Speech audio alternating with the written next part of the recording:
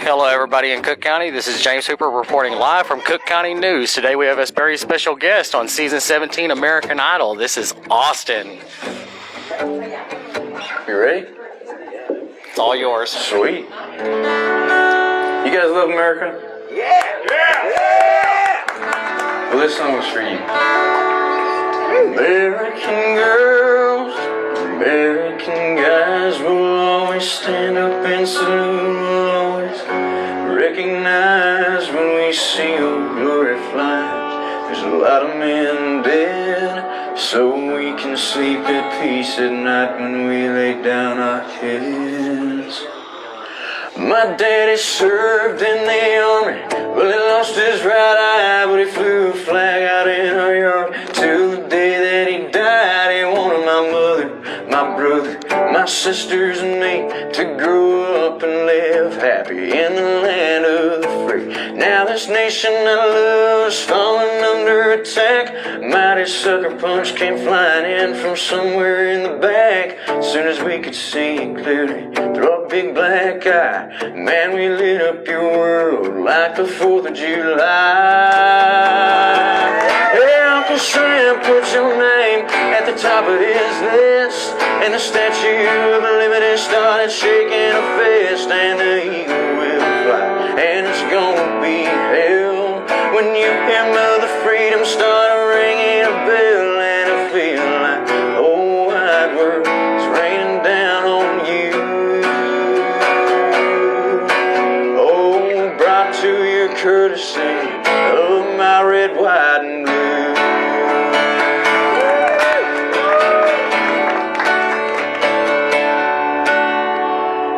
Justice will be served in the battle rage. This old dog will fight back when you rattle his cage. You'll be sorry that you messed with the U.S. of A. 'Cause we'll put a boot in your ass. It's the American way. Hey, Uncle Sam, put your name at the top of his list. And the Statue of Liberty started shaking a fist. And the eagle will fly, and it's gonna be hell when you hear Mother Freedom start ringing a bell. And it feels like the whole wide world is raining down on you. Oh, brought to your courtesy of my red, white, and blue. Say it with me, y'all. Oh, brought to your courtesy of red, white, and blue. God bless the USA. Shelley, you ready to say a few words? Here, hang on. Go, Shelley! Hang on 1 second, Shelley. Here, you film. What you want me to do? It's running. Hey, everybody. Before Shelley comes up, I want to introduce a good friend of mine that came from Oklahoma City. But most Ed's here because he left his leg in the desert. But Major Ed Polito's a good friend. He's someone that loves this country to the core of who he is. And Ed gimps around on one leg. You can't tell if you don't watch close. But his service did him when he came back. He spends his life now serving veterans and kids, and he does it all over the country. And he came down to offer his support for Shelley because he loves what she stands for. Woo. But Ed, I'd like you to say a word. Okay, thank you so much. Major Ed Polito.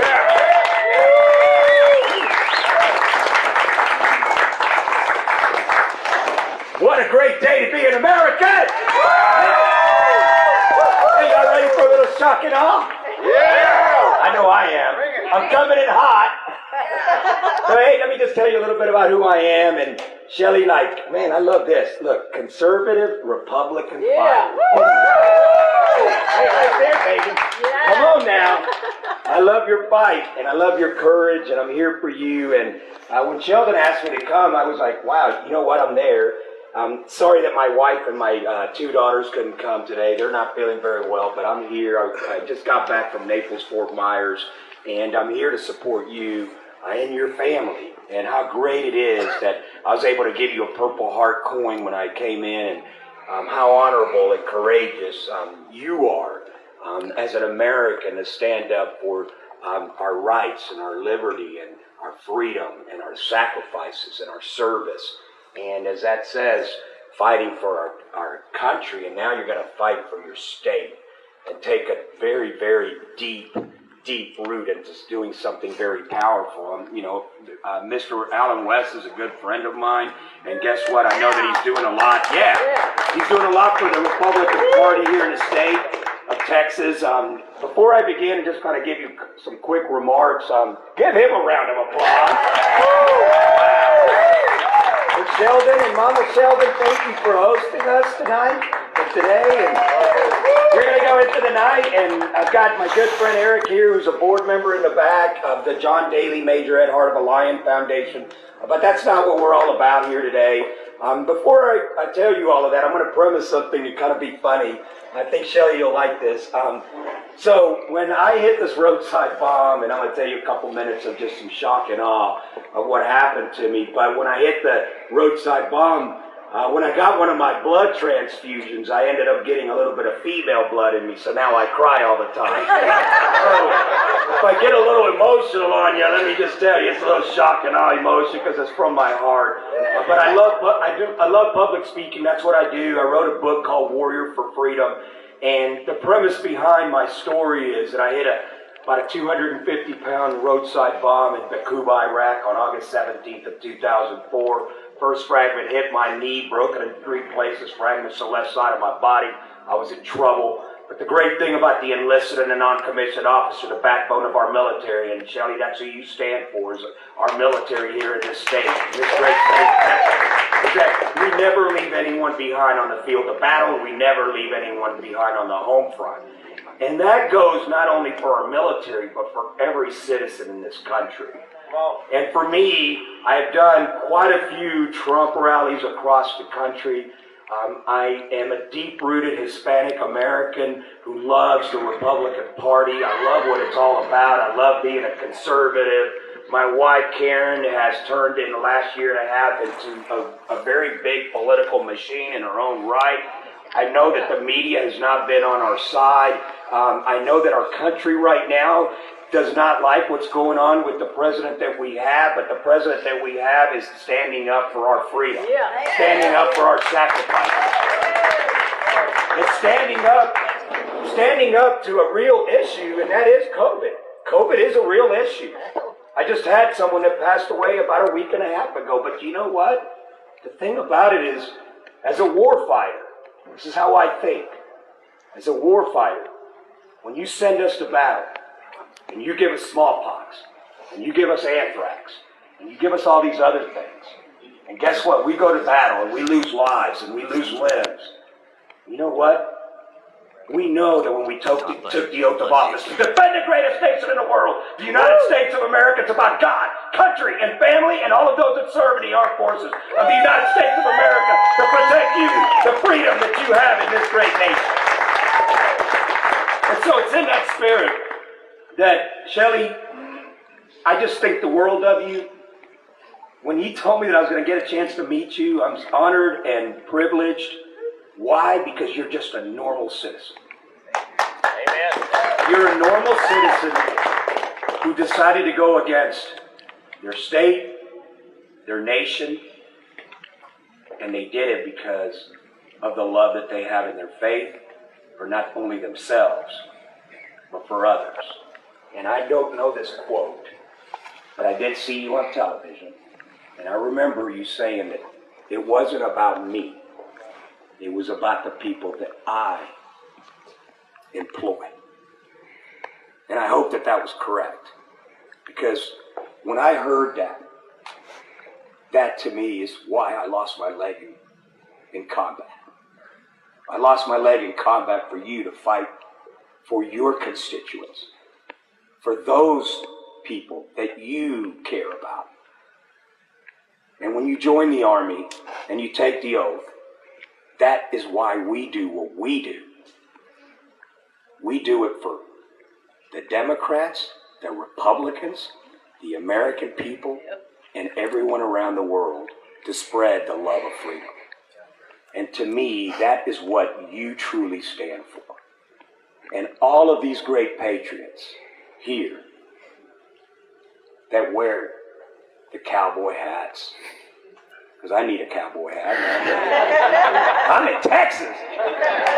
But my point is, that wear the hats, that wear the red, white, and blue, that come from overseas to achieve the American dream, to the diverse group of people that we have in this nation, all of us of different creeds and colors and whatever it is, that a Hispanic doesn't have to be told that he has to vote for one political party because that's what they want you to do.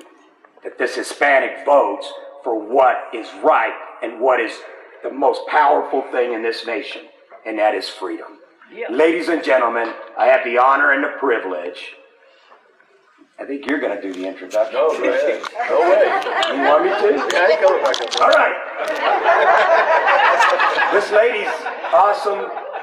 This day is not about me, but I wanted to kind of give my heart and soul to who I am and what I stand for.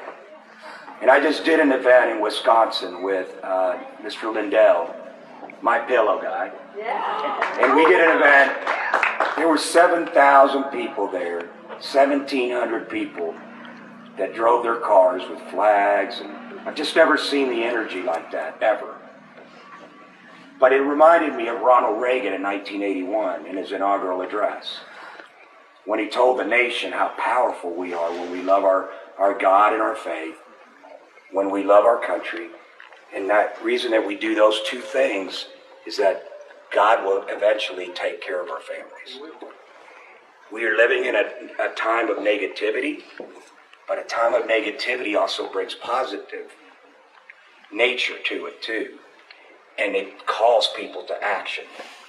And Shelley Luther has been called to action on behalf of her state, on behalf of her country, and on behalf of her faith in God. Ladies and gentlemen, Shelley Luther! No, thank you so much. Thank you. Thank you. Yep. Do you mind if I sit down? So, a lot of you are just meeting me today, and you'll have, I guess I got some of the girl blood too, because I'm a little emotional about this. If you saw my first speech, I opened my salon on a Friday. We got called on a Thursday by TDLR, and just to kind of give you a short synopsis of what happened, it seems like it's been years because we've done so much since then. TDLR is who, I guess, governs the salon and tells them, you have to keep all of these things going, Texas Department of Licensing and Regulation. A guy calls us, it's almost 10 p.m. before we open. And, sorry, that's my phone ringing for him. It's not his fault. He said, I heard that you might open your salon tomorrow. And I'm like, oh yeah? And he said, you can't do that. Says who? Well, you're going to get in trouble. Okay, like what? Well, I don't really know. And I'm like, well, are you coming? Well, no. Well, who's coming? Well, we're going to have to see if you're open, and then you're going to get in trouble. I'm like, who's going to come see if I'm open? You? Well, no. Well, we're going to have to send the police. So I'm getting a ticket? Well, I don't know. This was the dumbest conversation I've ever heard. And he felt dumb calling me, because I'm like, seriously? Yeah, dude, you don't have to send anybody because I'm opening the salon. And he's like, I wouldn't recommend that. I'm like, I gotta go, dude. I don't have time for this. We're opening the salon tomorrow for the first time. We've been closed down a month. The police showed up, and they weren't wearing a mask, so we didn't let them in. Well, because the microscope was on us, and I'm not a huge masker person, but if we were going to open, we might as well say, we're going to be as safe as possible. And so Tim put his foot in front of the door and said, you're not coming in without a mask, because I felt like everybody was going to try and trick me. And so she went and got a mask. And she comes back, can we come in? No. Do you have a warrant? No. No, you can stay outside. And a lot of people don't realize that. That's right. Because we just comply, right? I only had 3 stylists show up out of 20 because they were so afraid of getting their license taken away. That was a lot of work for 3 stylists. We had a line going, like, you couldn't even see the end, and like 25 news cameras.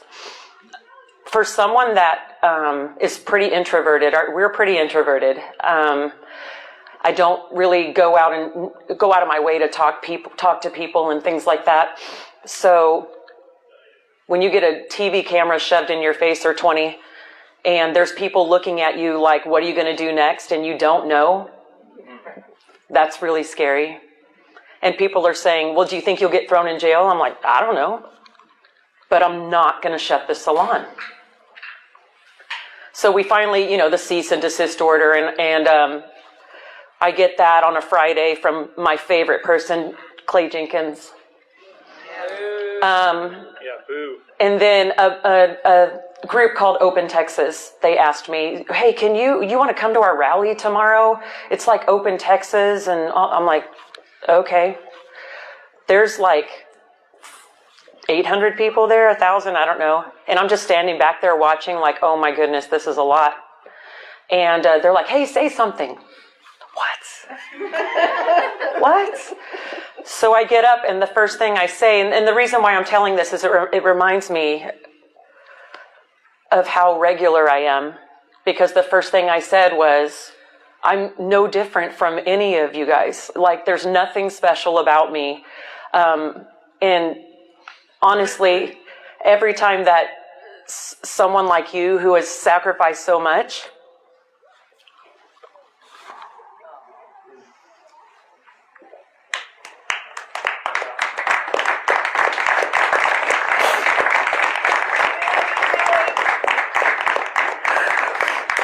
it's Go, girl, we're here. We ain't going anywhere. it's almost like a little embarrassing because people call me a hero. Because you are. You are a hero. So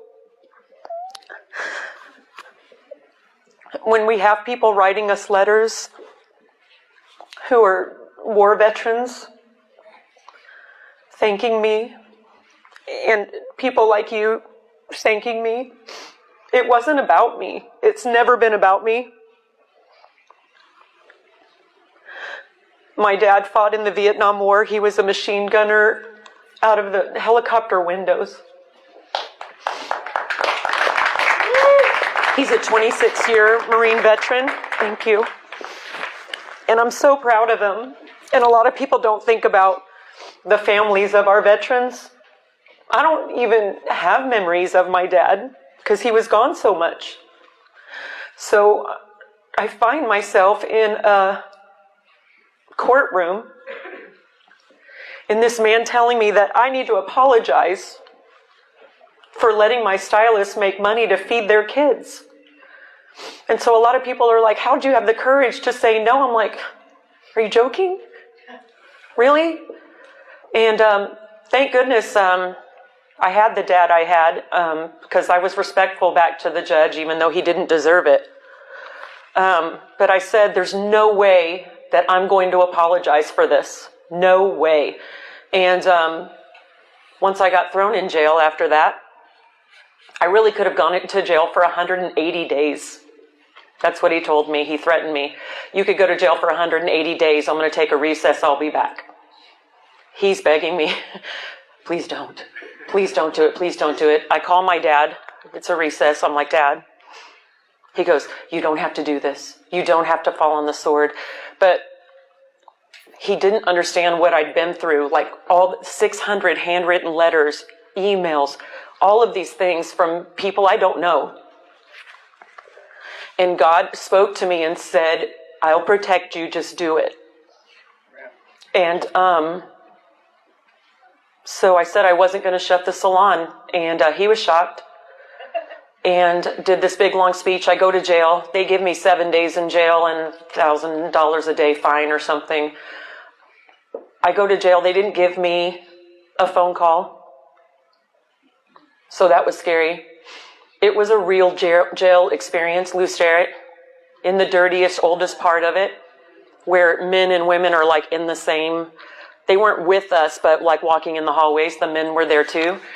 And when I say the full-blown booking, all of it. When I got in, the lady booking me said, "What is she doing here? We just let out a bunch of felons." Yeah, I was just trying to work. And so it's just surreal. But when you're sitting in the cell and you've got a lot of time to think, you don't have a phone, you don't have anything, it puts a lot in perspective. And it was an experience for me that I felt God beside me. Like, I literally felt God beside me. And we got out in 2 days. I could still actually go back to jail.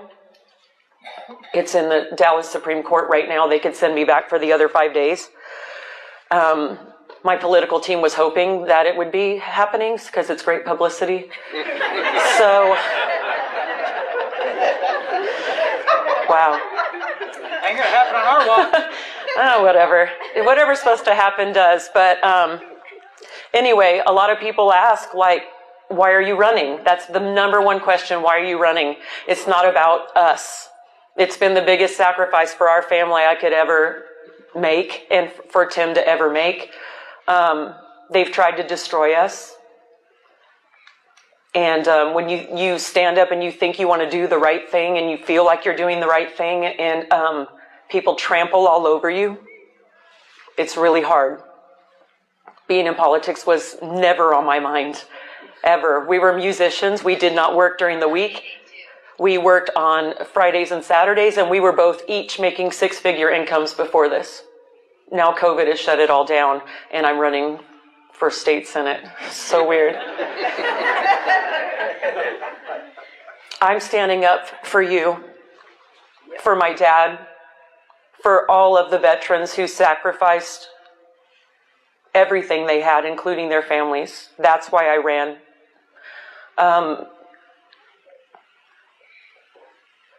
Texas is really far behind in a lot of things. We should have abolished abortion a long time ago. I cannot believe the amount of babies that we're killing. And that means a lot to me, so I want to stand up for that. I just want to stand up for Texas, period. And I would love for someone to try to come take any of our 10 guns that we have.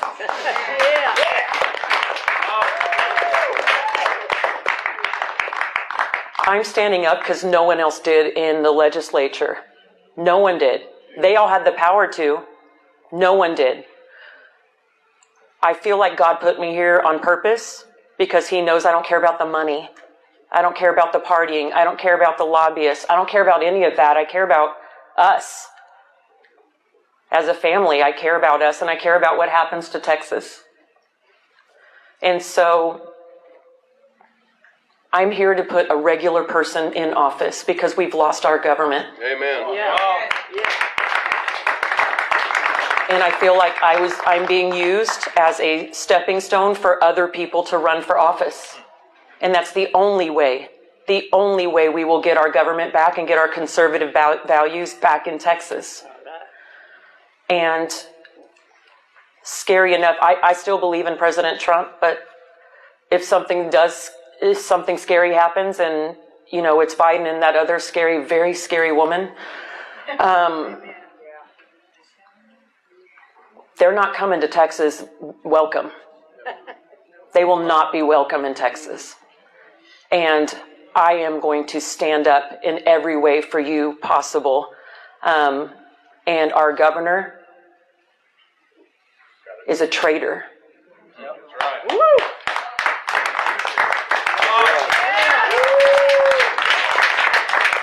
And he's backing my opponent because he knows I will stand up to him. He's not my boss. Come on. We are his boss. Yeah. All of those legislators they work for us. That's right. They forgot. I'm there to remind them. And what I need you to do is vote the people in that will look you in the face and do exactly what they say they're going to do. Come on. And they only get one chance. Because it's simple. Here's the conservative platform. I voted this way. You voted a different way. You need to go. Come on. Because you're a liar. Yes. And we're tired of lies. Tired of what? Tired of lies. I will bring transparency. My social media, just watch popcorn because I'm going to show you the idiots of the week that are bringing bills that say that we're not even allowed to shoot people that come into our home and try to rob us. That's hilarious. That's someone from Texas that proposed that bill. People voted her in. Sure it's a her? Bye. So if we have to primary every single rhino spot in Texas in 2022, we will do it. And that includes Governor Abbott.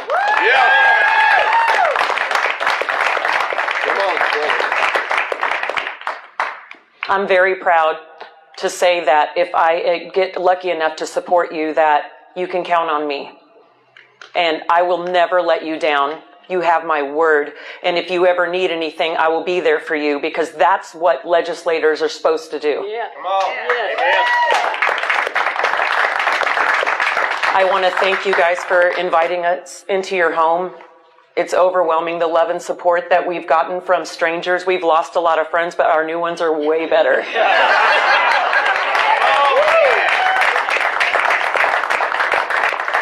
And honey, we have one more week. You can do whatever you want after one more week. He may be the one in jail. Yeah. So I just want to say thank you all for coming, and I appreciate all of you. And if we make this thing happen, it's going to be good for Texas. So I appreciate you very much. Thank you.